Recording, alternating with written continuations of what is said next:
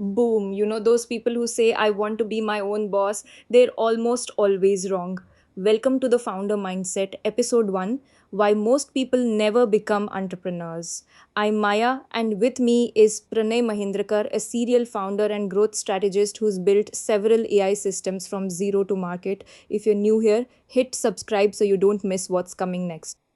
Thank you, Maya. I'm excited. Let's start with a quick picture. There's this guy I've met 100 times, 400 hours of business content under his belt, and yet he never builds anything. That's the hook. Tell us, Pranay, why do so many people get stuck at that point? First thought fear of failure. But let me break it down. Think of four animal archetypes in business: the employee who says, tell me what to do, pay me, whether it works or not; the freelancer who keeps work until money stops; the entrepreneur who wants a system that earns without hands on effort; and the founder, the one you see on the poster, who owns everything, even what isn't their fault. Right? So, ownership is key. Exactly, ownership means you're responsible for outcomes, not excuses. Can you give us a real example of where this shift happens? Sure, when I built my first AI system, I was the engineer and the support team simultaneously. One model went wrong at 2 in the morning, a client on hold. I had to fix it alone, even though data prep wasn't my fault. That moment taught me responsibility equals founder mindset. So, you're saying responsibility is the defining line? Yes, and I've seen many people miss that line because they want the glam of being a boss but not the grind of being one. Let's dive deeper. What framework can listeners use to assess where they stand? I call it the responsibility ladder. Rung 1. Consumer, you watch content, nothing builds. Rung 2. Talker, you discuss ideas but never act. Rung 3. Builder, one real product for a real customer who can say no. Rung 4. Owner, you accept failure as yours, not someone else's. Name your rung out loud. How do you help someone move up that ladder? Step 1. Write the worst case scenario. What happens if you fail? Then plan recovery. Step 2. Do the smallest possible sale, one product to one person this week. That's your cross the border challenge. The moment you sell, you moved up a rung. Any counterintuitive advice here? Most people think big markets are the key. I say start small and own everything: failure, profit, data, marketing. You'll learn faster than chasing unicorns.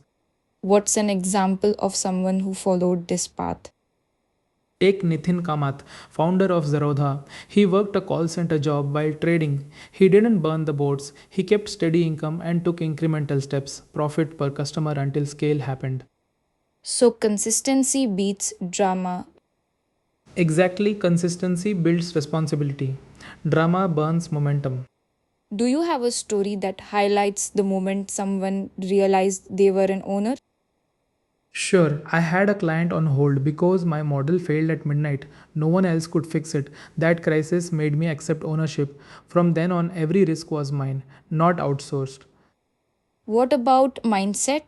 How does one shift from I want to be my own boss to I am a boss? Mindset changes when you test your willingness to say no, both to customers and to yourself. You have to set boundaries, not just wish for freedom. Can you give a quick exercise listeners can do right now? Absolutely pick one idea you've talked about, then list three concrete barriers you might face if you build it. Next, write how you'd overcome each barrier in 5 minutes. If any barrier feels too big, that's your cue to step down a rung or find another idea that fits better.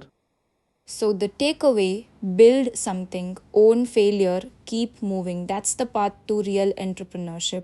Okay, so we are looking at barriers. Any thoughts on how to spot them early?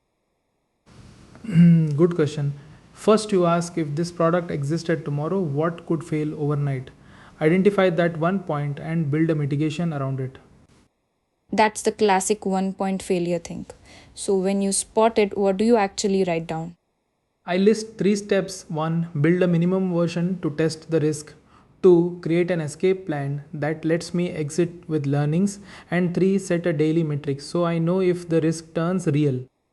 Nice. Now let's move beyond risk. What about people who keep moving from idea to idea? How do they get stuck in rungs 2 or 3? Right, that's a common trap. When you are a talker, your mind is on the big picture and you ignore execution detail. My framework calls that the dream execution gap. I say start by shipping one feature to a real customer. No, not tomorrow, today. So it's about turning ideas into concrete moves. Exactly. And when you cross from builder to owner, your mindset flips. You ask, who pays the cost if it fails?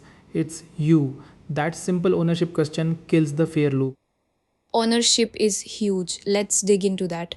In real life, what's the first thing an owner does when a system crashes at 2 a.m.?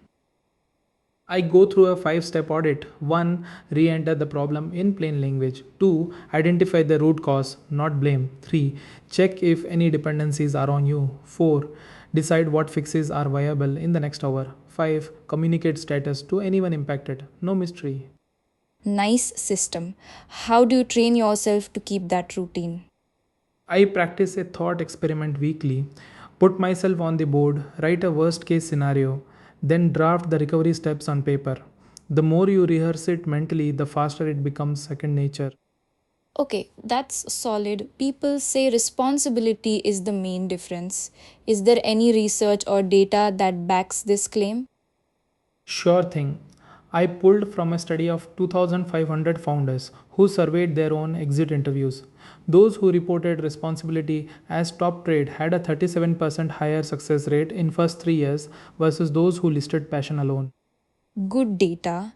Now, you mentioned the responsibility ladder. What's the difference between rung 3 and 4? Rung 3 is builder, I deliver a product, but if it fails, I say let's fix it. Rung 4 owner, I own that failure fully. This was my responsibility. That mental shift triggers immediate action rather than blame.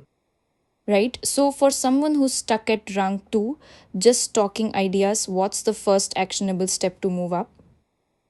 I give them a 24-hour challenge. Pick one idea, find one real person willing to test it, and get a paid or at least one piece of honest feedback. Speaking of people, how do you handle rejection in that first offer?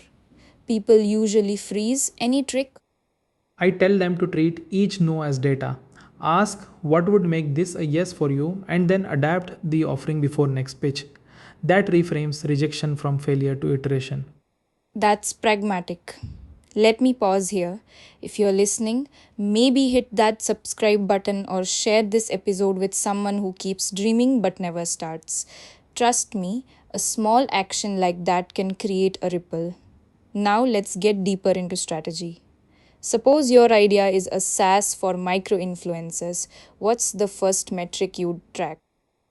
I would start with activation rate, percent of users who set up their first campaign in the first week. That tells me if my onboarding is intuitive. Next, I'd monitor churn at 30 days. If it spikes, that's a red flag on value delivery. And finally, LTV versus CAC. If LTV drops below 3 times CAC within 6 months, the model isn't sustainable. So you're basically running a living health check every day. Yes, and the data feeds decisions faster than gut feelings ever could. Okay, how do founders balance scaling with staying an owner? The more people you add, the more responsibility shifts. How do they keep that in mind? They set up a responsibility matrix each hiring cycle. For every new hire, I assign who owns what failure points and then I review those monthly. It keeps ownership visible and prevents delegation from becoming excuse. That seems like a good governance practice. Let's talk about learning. Many founders are scared to pivot. When should you pivot? I have a rule if two metrics fall below threshold for 30 consecutive days, or if customer interviews consistently say, why does this not solve my problem? Pivot is inevitable. Otherwise, keep iterating on the same solution. And the cost of pivoting. People fear losing momentum. How do you quantify that risk? You estimate time to market for a new version versus expected revenue loss in the current model. If it's cheaper to pivot than burn through 3 months of cash, do it. So it's about keeping numbers front and center. Exactly, numbers reduce fear. All right, we're close to the end. Can you give me a quick recap of the main takeaways? Sure thing. 1. Move from idea to ownership. Ship something, own failure.